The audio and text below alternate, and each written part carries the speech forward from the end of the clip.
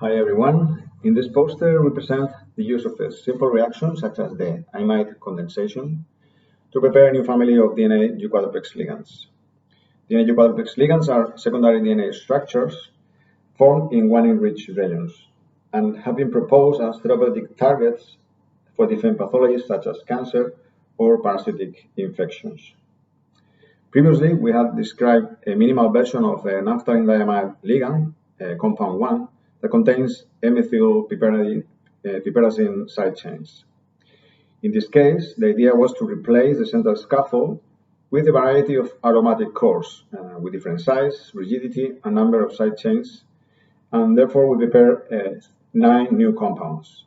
The yields that we obtained were from 16 to 79%. And in fact, the compounds with 4 side chains were obtained serendipitously. Next, we measured the binding of these compounds to DNA quadruplexes using FRET, and only 3 of them were actually able to bind these structures.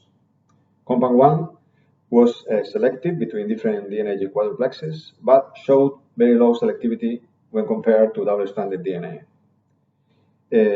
In contrast, compound 3, which contains pyrene central scaffold, showed much better binding to DNA quadruplexes and also a better selectivity when compared to double-stranded DNA.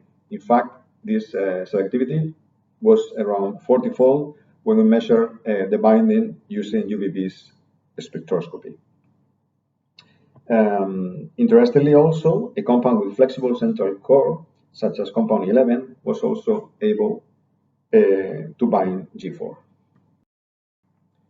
Finally, we measured the cellular cytotoxicity and antiparasitic activity of these new compounds using a standard in vitro methodology.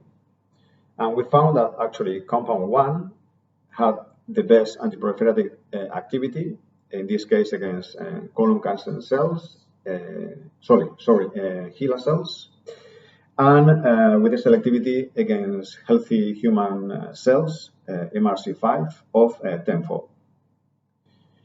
Whereas all the compounds were active against Trypanosoma brucei, only 3 of them were active against Leishmania. And in the case of Trypanosoma brucei, compound 3 showed the best IC50, that is in the nanomolar range, and with a selectivity against healthy human cells of 70-fold. We recently published this work in the journal Chemistry European Journal.